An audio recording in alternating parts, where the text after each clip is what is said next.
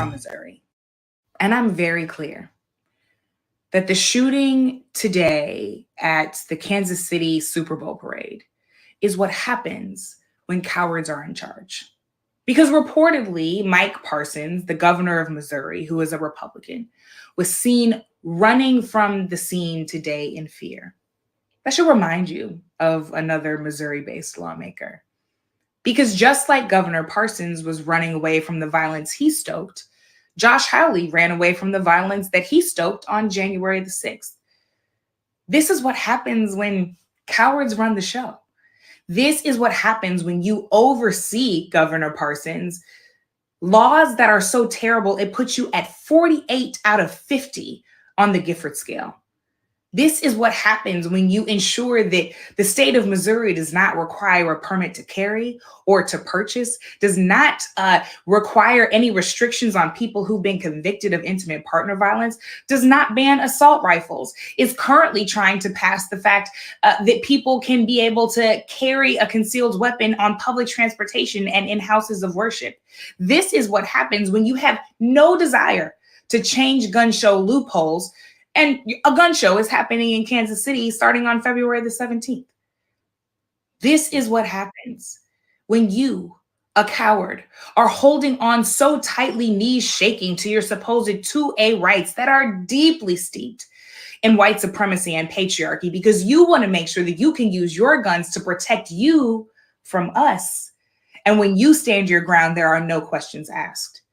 This is what happens when taking money from the NRA and the entire gun lobby when you are running for office is not disqualifying. This is what happens when people have no courage. This is what happens when people have sold their souls at the altar of violence that America was built on. This is what happens when you care so little that you aren't even moved by children being murdered by gun violence every single day in the cities you represent and the schools in your district. This is what happens, such that we now have gun violence anniversaries that sit on top of gun violence anniversaries because this was the day of the mass shooting in Parkland. This is what happens when all you care about is yourself and not the people you claim to represent. This is what happens when you This is what happens. Wow, did homegirl break it down or not? We got the great Ebony McMorris joining us this morning, the one and only Ebony McMorris. Ebony, what a tragic situation. And she just really broke it down. And let's just start by acknowledging that Lisa Lopez Galvin, a popular figure in Kansas City's Hispanic community and beyond, was identified as the victim, the one fatality so far from that deadly shooting. Unbelievable. This keeps happening, Ebony. At least 21 other people were injured, but this keeps happening. It occurred just as the parade was wrapping up. Keeps happening. We're at the 48th massacre this year. It happened on Valentine's Day, a day that we should be focusing and talking about love and giving love, and this is what ends up breaking out. And Brittany there, who I love, she's just brilliant. When she was talking about the lax laws, in fact, Giffords Law Center calls Missouri's laws appallingly weak. Appallingly weak.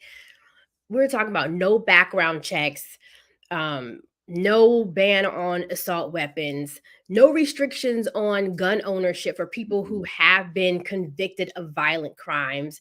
Firearms are not required to be locked up. Like it is like the wild, wild west.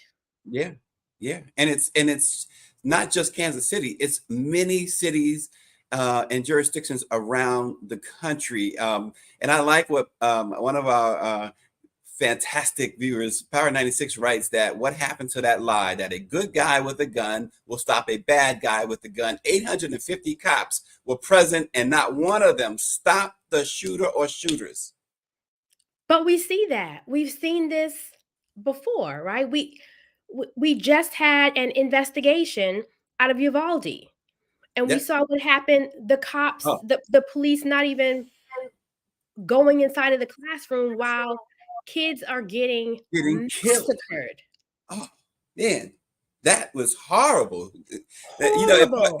yeah, and you know, we all know it happened, but when you just brought it up again, it was like bringing it up for the first time. Just brought some extra chills through me, sent extra chills through me, because kids, little babies, were being massacred, and we see the footage, cops outside the classroom door. Just frozen, right? Just frozen. The sad thing is, I remember decades ago, a lot of us would say, wait till it happens to their kids. Wait till it happens to their communities. They won't be like that then. Oh, not so.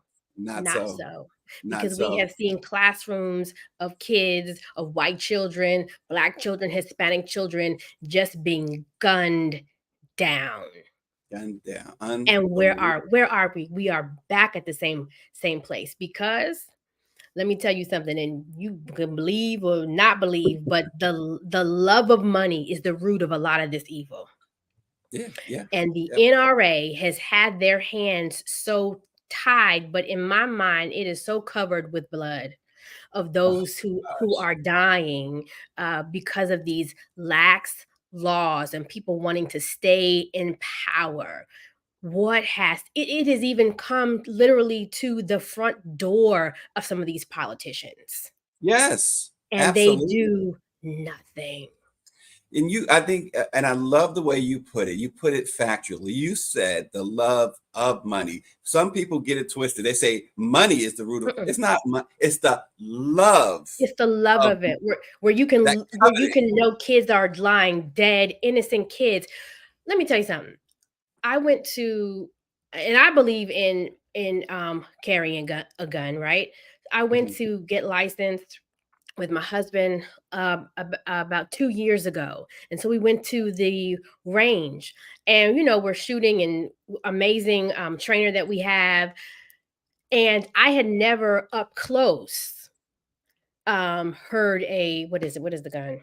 My brain, I'm having a senior moment. um Was it the an automatic rifle. Say it again. AR-15? Yes. So we're there shooting, got nines, all types of stuff lined up. This guy comes in with an AR. When he shot that rifle, Mm, that sound ricocheted through the room, and it was gut wrenching. And the first thing I thought of were kids who have been shot up, and what that did to their bodies, and what mm. their classmates have seen and have to live through. After that man came in there, just happy that he was carrying this back on like a big bazooka gun. The guys that he was with, he said, "You want to shoot it? You want to try it?" They backed off. No lie, they were like, Um, "Mm-mm, no." There, it was just chilling yeah, to and what's have the that right so close. rationale? What's the rationale to carry? Okay, Why do you need people are that? free to carry a weapon in a lot of places. What's the rationale behind Why? carrying such a weapon? You don't need it. You don't It is need it. And unreal. And then these, Ebony, these championship celebrations. Look, let me just give you a few of them. June 2016, Cleveland Cavaliers win the NBA championship. Police reported a person was shot twice in the leg and received injuries that weren't life-threatening during a parade celebrating the Cavaliers. June 2019, the Toronto Raptors win the NBA championship. 4 people were shot and wounded during the rally for the Raptors. Police said dozens of others were injured. In Los Angeles, after the Dodgers won the 2020 World Series, 2 people were shot during that celebration. And remember, 2020 was the COVID pandemic. In yes, 2021, the Milwaukee Bucks won the NBA title, and 2 shootings during that parade, or right after that parade, left 2 people wounded. I mean, we can go on. The Denver Nuggets in 2022, there was a parade that took place after they won, and shooting happened at that parade.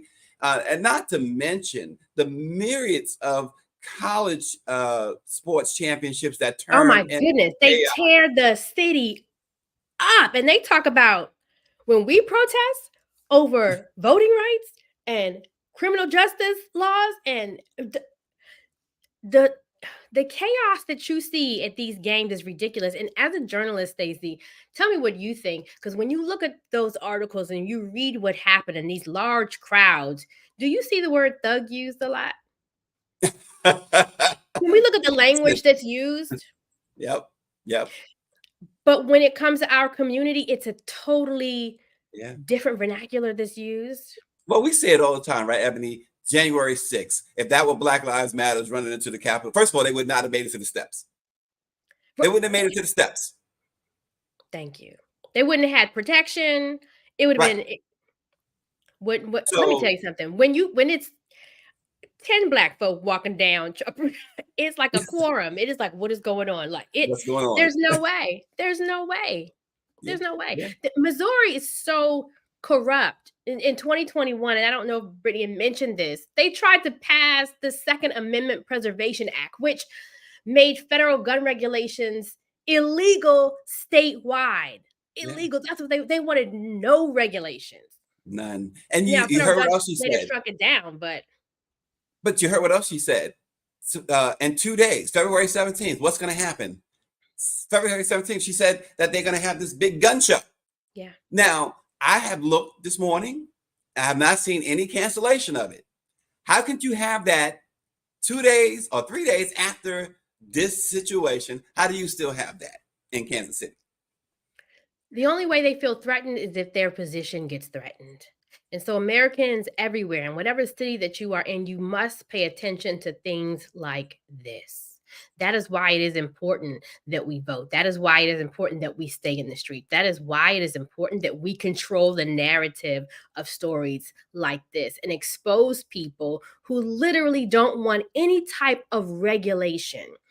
Are we forgetting about a Dylan Roof? Are we forgetting about the grocery store that was shot up in New York where the 10 people died? I mean, the list goes on and on and on. Yeah, and let's not forget Kyle Rittenhouse. Listen, Ebony, so switching gears, there's several things, folks, we got to talk about this morning, but we're going to start. We've already started, but we're going to go here next, I should say. Fani Willis, the district attorney in Georgia, Fulton County, is going to testify at a crucial hearing today. The judge has indicated that he sees at least some modicum of evidence that suggests he should remove her as prosecutor. The hearing is going to focus on her relationship with the special prosecutor in her office that she hired, who turns out to be her boyfriend. Who's still married. Who's still married, which is an issue on another level, right? Because we're talking about ethics here. And I understand how folks think today, even though the divorce is not final, they're splitting up or whatever, it's cool. But that's, I'm not here to judge nobody, right? But here's the thing. You're in a position that screams that it has to be ethics all the way around, not just professionally, but personally, in your personal life. Because look, this even in our profession, one of the most important cases, yes, in U.S. history. And when we saw that Black woman as a DA in this case, we were like, yes. For all the things that we have seen come out of Trump's mouth attacking Black folk, when we look at the exonerated case out of New York, when we see, like, it brought joy to us. Yeah. You remember when he was in office, who did he regularly attack? The squad, right? And anybody Black, any Black woman especially. And I know he didn't necessarily, now that I say that, when I think about it, Ebony, what's interesting, I don't see him going so hard on Black men. Why is that? He goes hard on Black women and other people. Because the reason why he probably doesn't do that is because the Republican Party has been trying to dangle a carrot in front of Black men's faces and then make us think that Black men are all falling for it, because I'm not believing a lot of the polls. Well, while we do understand that there are issues that Black men have with this administration, I'm not believing all the stories that I hear about this big bait and switch that is coming from Black men that are going to all of a sudden vote for Trump. I'm just not here for it. We've seen ad campaigns an ad campaign that Republican party, or it wasn't the party, it was, I believe it was one of the PACs, that tried to use disinformation and create an ad that was actually fake, showing a Black man canvassing a neighborhood, talking to another Black man with "Make America Great Again." And if it wasn't for somebody looking very closely at the photo, you saw like six fingers. Stuff in the photo it was total deep fake, right? Deep fake. And so they're planting these stories. And so it would be better for him to try to kind of be like the Pied Piper for Black men. I'm not falling for it, and I don't think our Black men are falling for it. But for this case is one of the biggest, most crucial cases. And this is one of the cases that was really one of the more important ones. Right, exactly. This is one that he could seriously see prison time. But it's a state, and it's a state charge, and that's what really makes it really interesting here, because one reason, Ebony, as you well know, that on the federal level, the president and presidents will, but I can see Biden winning the election, and I can also see Biden pardoning Trump, right? Because it's a federal situation. I've been thinking about that for some time. But I can't see, like, so the president his reach does not extend to state. What I'm getting at is his reach does not extend to state level convictions. It's only federal. So that's just one of a myriad of reasons that makes the Georgia prosecution so crucial.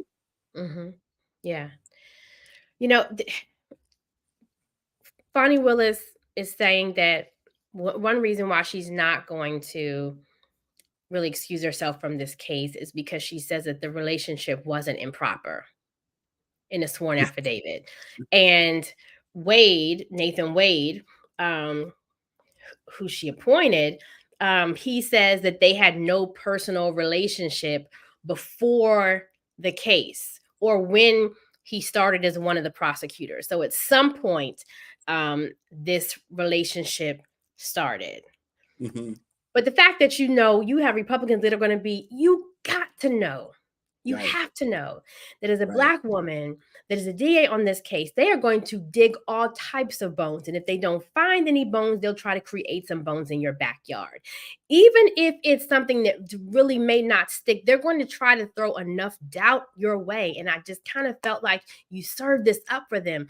You had to have known they would have been following you, trying to tap everything near you and watching everything. And then the fact that he filed for divorce, I believe, right after he was appointed in this case. And then you look at the experience, the non-experience that he's had. I mean, what happens is it begins to take up the space in the room. Well, we need to be, when she was laser focused on this case. So now we're not talking about the list, list of things that they have on Trump. Now 43 charges in alone in Fulton County alone. You know what I'm saying? Like in total, this man has like 91 criminal charges against him. 4 different cases, 4 different criminal cases. Like, and now this becomes the headline story. And you have to talk about it, because I think most of us, when we saw this, we were like, no. Right, because you did hold out hope, because there is a lot of rhetoric, there's a lot of misinformation, disinformation. So you held out hope that, okay, that's probably something that they're trying to drudge up, or however you say that word. And you went to a church and doubled down on the fact that yes.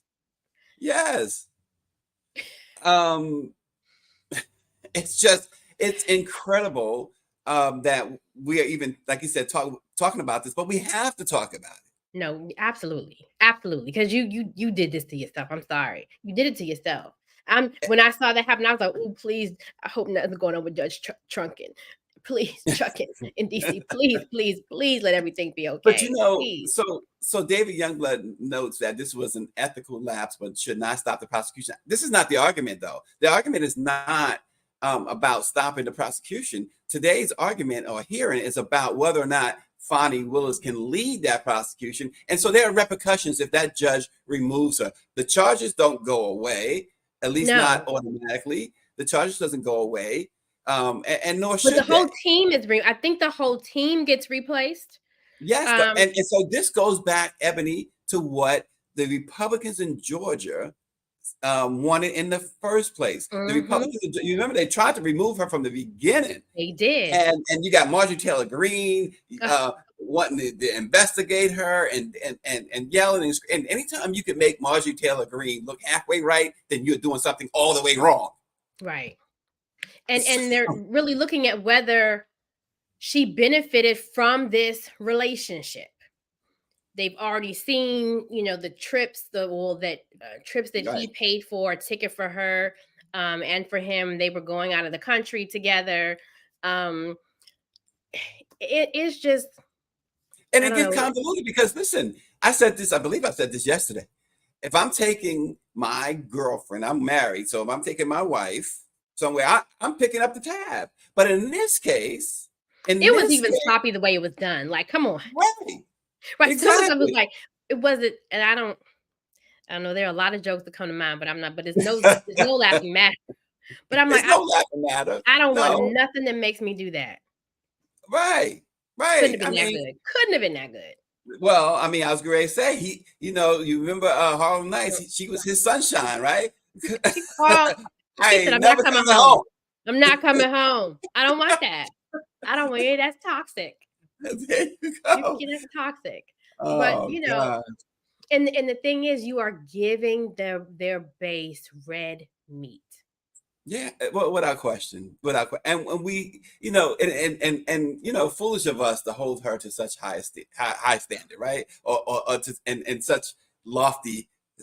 She's human, right? Foolish of us, but come on, like you said at the top, we were all excited. No. She's a DA. No, that's a smart woman. I'm not going to take anything from her. No, nope, can't do that one. Sorry, I want to. Can't do it. No, you got to stand 10 toes down in this. And the thing is, what if you were the ones who were that was also working on this case? This is a huge high-profile case, one of the most significant cases in history, and now you aren't even able to do that because of this. Right. You wouldn't be saying that. Yeah, let's just call it what it is, right? It's very selfish. Very selfish. It was selfish, even though I don't believe that it should disqualify her. So I am going to say that. Right. But we know what we've been dealing with in each one of these cases, and they've been pressing for it. And regardless of whether it does or not, Republicans have been wanting to stall all of this. We are in an election year. Their thing is, let's stall. Okay, whatever happens, let's stall. Yep. Because we're trying to figure out what we've not been in this situation before. What will the end look like? Yeah. And before we move on, let me I'm going to throw this out there. Greer mentions, would Jack Smith get the same treatment as Fonnie Willis for an affair? Absolutely not. No.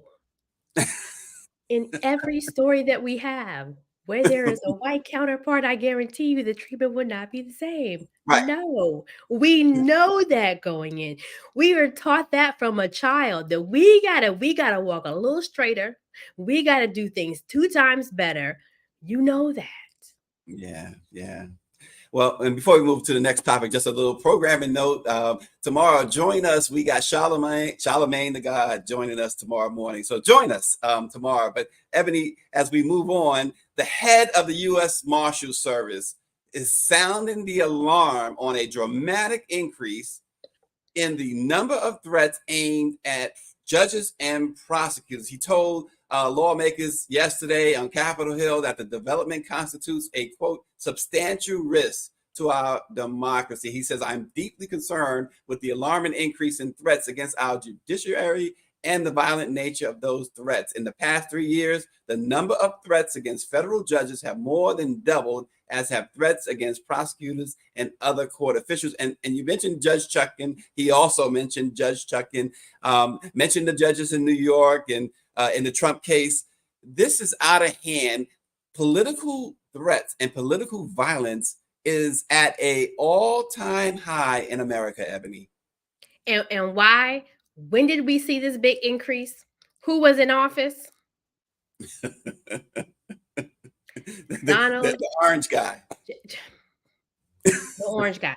And it's horrible, because when we talk about, I was looking at some of the hearing, I watched some of it, and we're talking about our U.S. Marshals literally help with the transition of democracy, help to safeguard democracy. 3,000 federal judges, over 30,000 federal employees, including prosecutors, defense attorneys, witnesses, everything like that. And so they have had to move around resources. And what was said during the testimony is that it is almost draining, because they've had to move so many resources because of this uptick. And they're trying to figure out what to do, how to handle this. We're talking about, I think they were said no, I'm sorry. Sheila Jackson Lee testified, was talking at the hearing. And she was saying that in Texas alone, that there was 522 judicial security threats since 2018, 29 assaults, and 68 bomb threats. That's just Texas. Wow. Right? And so there was a really good article several years ago, and it was talking about when we really begin to see an uptick in political violence. That really started in the 70s and 80s, but then we saw that kind of fall off. But the difference was, it was comparing what was the difference between the political violence we saw then and what we're seeing now. Then it was just about threats and warning. You saw people blowing up buildings. You Yes. saw people looting, starting fires and things like that. What you did not see is people dying at the rates that we are seeing them because of that. Like people losing their lives because of the threats that we are seeing. Let's not forget, because of the rhetoric that we saw come from the Republican Party, Marjorie Taylor Greene, Donald Trump, I mean, the whole get along gang, people are taking that, they are always feeding their base this red meat. And I need people to stop getting hooked off of that. Because what happens is now that whole January 6th crew that got locked up and turned around and said, Trump made me do it. Look where you are now. He is not coming to save you. And so you still have people now upset at the decisions that are happening, that now you have Judge Drunken needing extra security because of the threats that are coming her way. We saw Nancy Pelosi's husband. And he's made fun of it. Donald Trump has made, and this was a Donald Trump supporter, an avowed MAGA person who committed this heinous crime, attempted murder, bashing the poor senior elderly man's head in, and Donald Trump making fun of it. And he also talked about the director, Ronald Davis. He also talked about how social media plays a part in this. Because this is where we see, don't forget who owns Twitter, platform X, whatever you want to call it. I call it Twitter still. Right. What kind of rhetoric we see constantly? What kind of rhetoric is shadow banned? What kind of rhetoric gets the most traction? And even Elon Musk himself also race baiting in that. So the founder of this, we've seen, how many hearings have we had with social media tech execs coming on the Hill to testify, to say that they're not the reason why there's an uptick.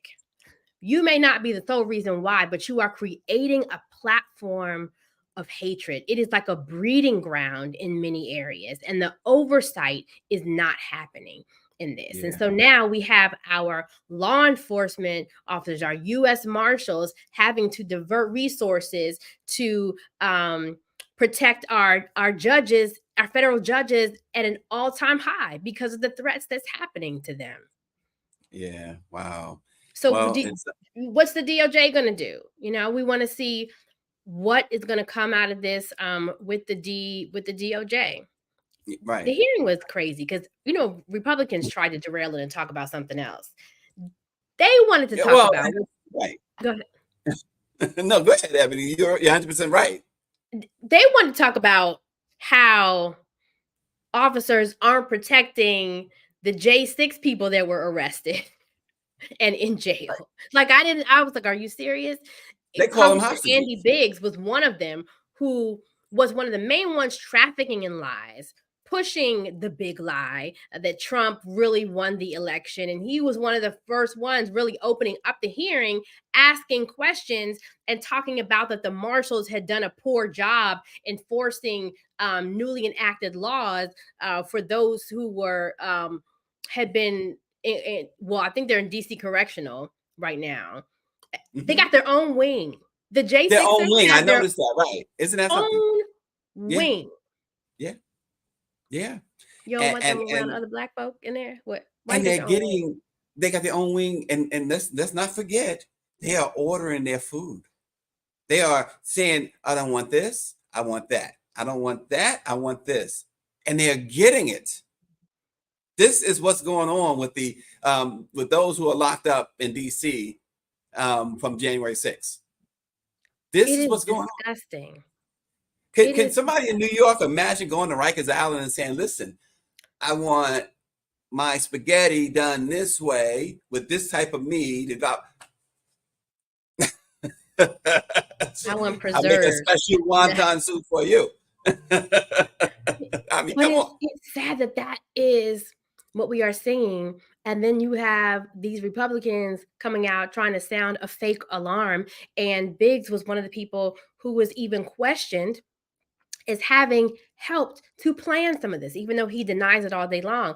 But part of it is not even just on the right, too, because we're seeing it on the left. Don't forget the attack on Judge Kavanaugh when the Dobbs decision got leaked early, and you had an attack on him because the attacker thought that Roe v. Wade, he was upset that Roe v. Wade was being overturned. So it's the left and the right, but studies have shown that most of it is coming from these far right extremist white supremacist groups. But I'm not going to say that's the only direction. It is coming from both sides. And so people are losing their lives because of this. Yeah, it is unreal what's going on. Ebony, also what's unreal, well, 2 corrections officers were fired after a video and recorded inside the Hamilton Correctional Facility, a Florida state prison located in the Panhandle. It showed inmates being used for what they called a slapdown game, where the guards would with all their force smack down the inmates. Of course, the inmates could not retaliate, but what's striking about this is the Department of Corrections response to it. I mean, the guys, the officers have been fired, but their response was, we reacted, and I'm going to paraphrase a little bit here, but we reacted because of an unauthorized video. They focused on the fact that there was contraband in there, an unauthorized video. Somebody filmed this instead of saying, hey, we got a major problem with corrections officers using inmates and abusing them in this form. Look, I was reading one of the stories and some of the reporters that were covering it. They're like, can we get the name of the correctional officers? That hasn't been released. Right. What happened to the inmate that was recording the video? That hasn't been released. We know they're like, we can't release information because it's an open investigation. We know that if we lean in hard enough, that information can be released. But what got me when I looked this up, this is in Jasper, And what do we know about Jasper? My mind, anytime I hear Jasper, Florida, I think of James Byrd Jr., murdered in 1998, where 3 white men chained him to the back of their pickup truck and drug him for miles to the point where he was decapitated. That's the first, that might have been 1998. But even in doing further research, there have been several instances within the Hamilton Correction Institute.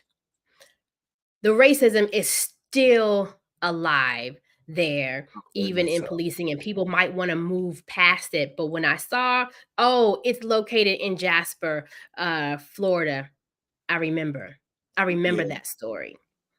And then in Florida, period, I think Florida State Prison is like the third largest, has the third largest amount of prisoners, third Republican territory. Follow the money trail. Follow the money. Yep. And you know, Representative Diane Hart, who's a Democrat out of Tampa, had just visited when this last incident happened. She was there the same day, and her report back, she didn't know this had happened though, but her report back to the state representatives was, it was one of the worst visits she says I'd had in a very, very long time, without knowing that this had happened on this day, the last incident in which this filming was taking place. That speaks value. And you said something. You said people like, okay, you move past it. That's a big problem, right? We always saying let's just move past it. I think, and not to go into this at all, but you know, this is what Monique, when she sat down with Shannon Sharp, she was like, people just say move past it, get over it, and keep moving. But how do you keep moving without fully addressing the problem? And that's reconciliation. People want people to forgive things. People don't know how to. I cannot reconcile something if you have not admitted what you did in this situation. Right. Reconcile is coming to an agreement on something. Reconciling is not when you try to keep pushing something under the rug and you think time brings reconciliation. Time doesn't bring reconciliation. You have to come and be honest. Before you sit at this table, you got to be honest about how you are. And in reconciling, you also have to figure out how you're going to rectify situations. That has not happened. Look, that area period, Rodney Pearson, he was the town's first Black police chief. He was terminated in 2012. When you go back and look at stories of how hard it was to get him in there, and white folk dropping the N-word every minute, mad because they now had some Black city council members in it, and they were voting him in, and they were trying to say the only reason why he's going to be the police chief is because he's Black. Wait a minute. How many police chiefs have y'all had? Is the only reason why the other ones were white is because you're white? This man was terminated in 2012, and he said here in Jasper, our police department has a long history of violence towards Black folk. That was 2012. Yeah, it has not changed. I was going to say I had the opportunity to speak with him back then, and I remember him being one of the things that struck me with the sheriff was that he was extremely candid. And I thought, when I was talking to him back, it must have been 2011. I thought, wow, this guy, you talk about brave, because he was outspoken in that job and his mission. Yeah. I mean, he was trying to bring in Black deputies as well. And every time he said he'd bring a candidate in, they would find something that wasn't there to keep him out. That's amazing. Amazing. So we're going to keep seeing that. You're going to keep seeing those types of issues. You're talking about, you know, that correctional institution overcrowded. They're supposed to be offering mental health services to the patients. To the inmates. There was a report that came out a number of years ago that was talking about the mental condition of many of these people that were there because they were being neglected. Everything that they are pointing to on the website that they're, that they offer, they're not seeing it. And Black folk are overrepresented here. And don't forget, when we're talking about Florida, and I can't remember the gentleman's name, you might remember off the I think it starts with a D, but he was pushing so that felons would be able to vote once they have served their time, right? And so once that went through, then Florida came back and said, well, wait a minute. That might have gone through, but now what we want you to do is pay back all your restitution. You got to pay all. I mean, there were so many fees added onto it that you're still back in the same boat. This is Florida. This is America. This is America. This is what I always say. Speaking of mental health, and I think America, I think America, music buyers have a mental health struggle because Kanye West's album, Vultures, won in collaboration with Ty Dolla $ign? Tiger. Number one on the Billboard charts. And we survived. We survived through the cancellation. We're back number one. Do you think the controversy helped you? It wasn't about the controversy. It was about the ability to say how you felt out loud. And if I didn't have the various skill sets of music and clothing and a fan base, they would have been able to destroy me. But because we had all those skill sets, somehow I'm here inside of this universe, able to fight. You can't be destroyed, it would appear. Thank you. Love you. I love all the people that support it. And you know what I'm saying? We needed to have something that was Apple level. Where's the Apple level? It's just me and my bro Elon. That's it. You know what I'm saying? Some of the streaming platforms remove. And so we always talk about his mental health problem. I'm turning it the other way around. We got the problem, don't we? I mean, he says I can't be canceled. Well, he in his right mind when he say that. People just need to stop. The people that had a problem are the people that keep running after this mess. When as soon as he said, my bro Elon Musk. Right. Kanye has told you who he is. I don't care if you occasionally spit truth or say things that are correct. Occasionally. This is the same person who did an interview with Alex Jones and was like, I like Hitler. He said, I love Jews, but I also love Nazis. He said he sees good things about Hitler. That's almost that's like Trump talking about there were good people on both sides. But let's really, he's challenging the Holocaust. He's talking about Black folks and slavery, trying to figure out, well, why didn't somebody break free or whatever he said that was just so ignorant. Calling for DEFCON 3. He's so problematic. He's trying to run for president, then wanted Trump to be he wanted Trump to be his vice president or run on the same ticket or something. Right. Like White Lives Matter shirt. We have fallen in love. Americans have fallen in love with this culture where we just love where people just show up ignorantly sometimes. Oh, God. And as long as you just saying the first thing, it doesn't matter what comes, as long as you say it and put it out there, there's always someone who's entertained by that. But he is problematic. And I'm so glad. Remember a couple of years ago, Van Lathan came at him hard. Yes. On TMZ. And he was like, stop it. Yep. You are causing problems. He's like, I'm not going to let you do this. You have to understand in the culture what you represent and what your words are damaging. And he continues. And that's why people follow after him. Yeah, and that's why we even brought it up today, because I can't even wrap my head around how is his album, the whole how is it number one? The whole listening party a week ago, which he just went on another rant about this anti-Semitic rant. How is he successful doing that? How is that, Ebony? How did Trump become president? We love this culture. Like people, there are people who love this, but you got to understand that he has also a new base now. Right. He's aligned himself with people like Candace Owens. You know, even when he had the meeting with Donald Trump, he brought, what is that guy, Milo Yiannopoulos.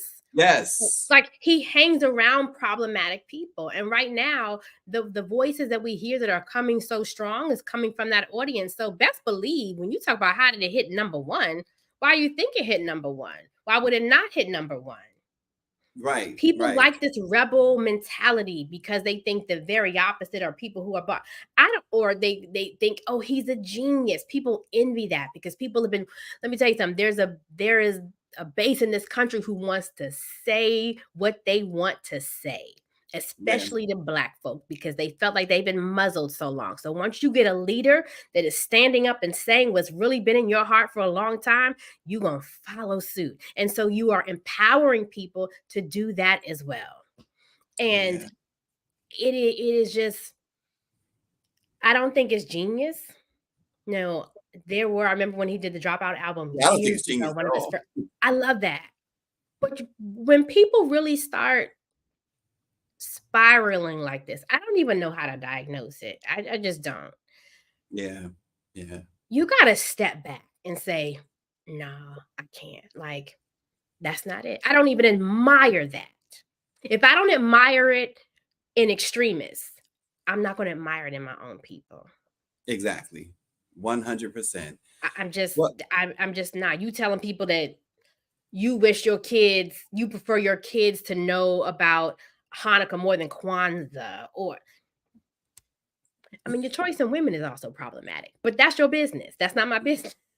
That's your and then he gets bent out of shape when the TMZ reporter, if you will, asked him, does his wife have free will?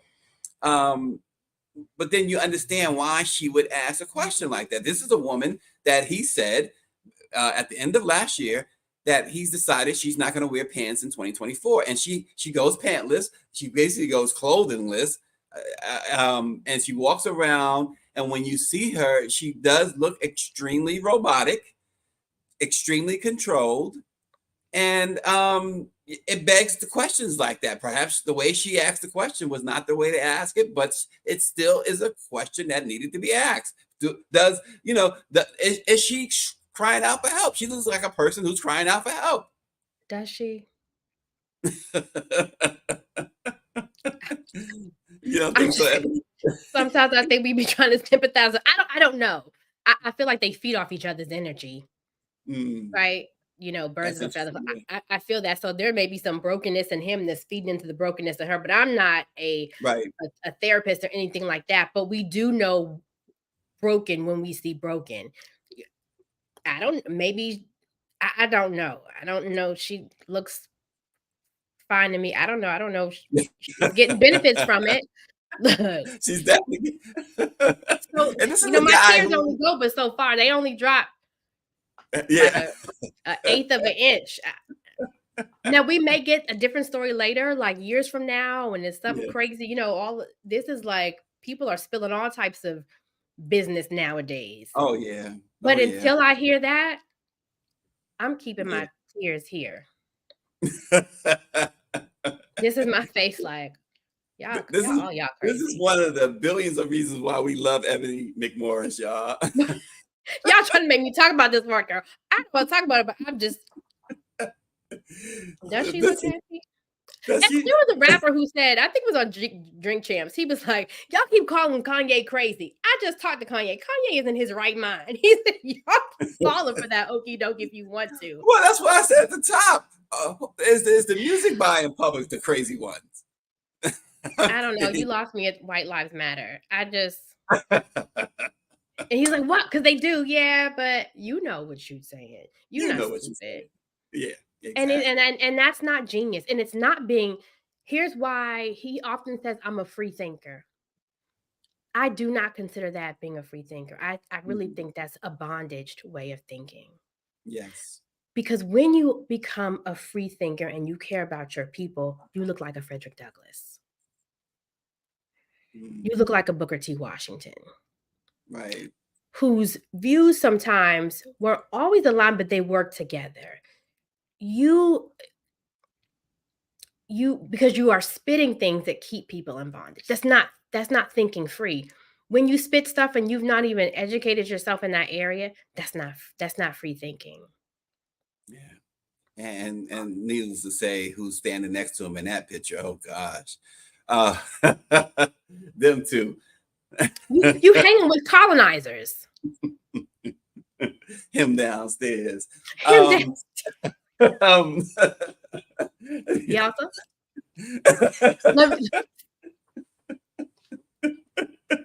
Stop, Stacey, stop. Let's move on to our final topic this morning. The obsession, talking about bondage, the obsession that the Trump family has with the Obamas is just off the charts. Now comes this idiot, Donald Trump Jr., who says that, posted this thing that Michelle Obama looks like the Steeler linebacker, Levon Kirkland. Talking about, I found this rare Michelle Obama rookie card, just a little Super Bowl nostalgia. I mean, they are so obsessed with the Obamas. Why, Ebony? Why is this obsession with the Obamas? They are obsessed with black magic. They are obsessed with that. First of all, look, Obama won. There's always that white lash, right?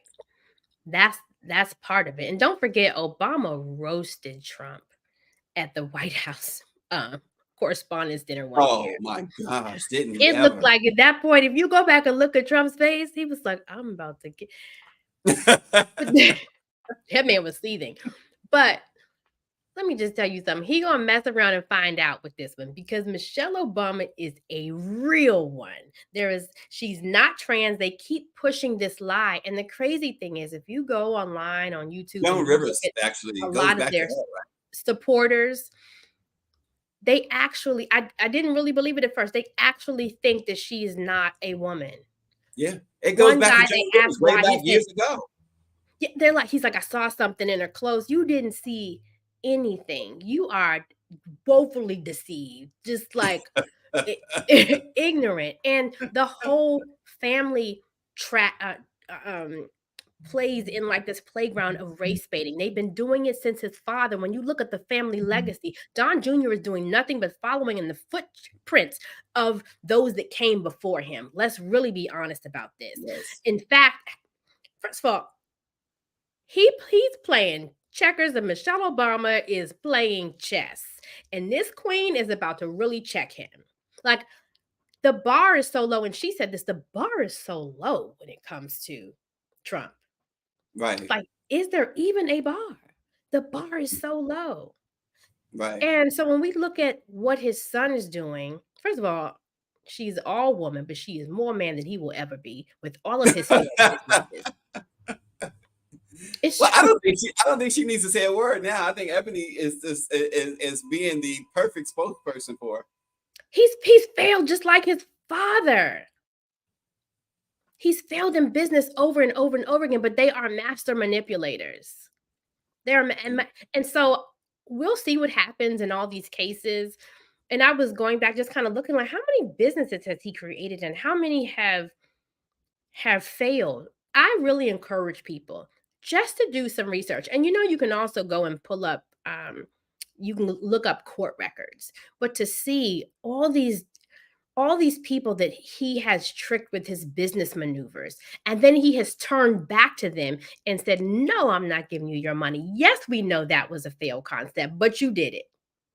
Yeah. I mean, major leaders as well, foreign leaders as well. And so I think we've got to, remember at the end of The Wizard of Oz, look, I'm trying to separate The Wizard of Oz from The Wiz in my head, figure out what really happened, because I lean towards The Wiz. But at the end, you find out it is just an illusion.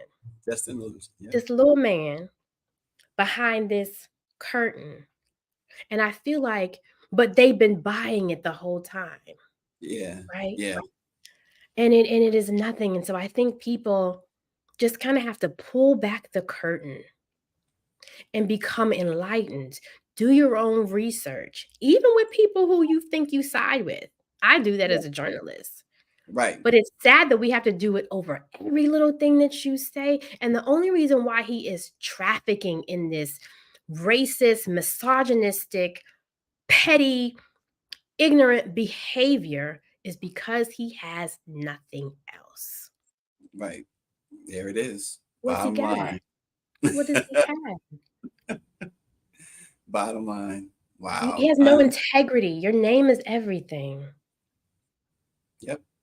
Yep. Well, there you have it. Well, y'all gotta check Ebony out. AURN online, and also check her out on every Friday on Every Friday. Live. Yes, I go live on Instagram. You can go to AURN online, our profile page. We brought on some amazing guests and administrators holding feet to the fire, but also giving you the real on what we need to be paying attention to. And then also, what are the benefits that are available to you that people don't even know about, right? While many people are caught up in Kanye, they need to be figuring out what the Biden administration is doing when it comes to student loans so you can get some of that debt up off of you. You need to figure out what's coming out of housing so you can figure out what is Marsha Fudge doing in HUD that could benefit me. Because if this thing doesn't go down like some people want it to go down, you don't know what's going to be snatched off the table or rolled back. And we see that anyway, right? They keep snatching stuff off the table, rolling it back. If you've not been paying attention, if you're still sleeping, well, keep on sleeping because it's gonna get worse. It's happening. Oh, while you were sleeping, I said I'm gonna start a blog called "While You Were Sleeping." Yeah, while you were sleeping. Yeah, you should. Let me do it for somebody. Oh, I'm about to do that now. But Stacey, thank you for having me on. Oh man, it's always I always enjoy talking to you and cutting up because I can't do this on the other side as much. But check that out. I noticed that she got the Reverend Al coming up there on the record with Ebony McMorris and the Reverend Al. Look at awesome stuff. He's great. He's great. Thank you for the work that you are doing and just keeping the main thing. Listen, we in this together, Ebony. We thank you so much. And everybody, again, check her out and check us out tomorrow. We got Charlamagne coming up tomorrow. So check us out. Same bad time, same bad channel. We'll see you then.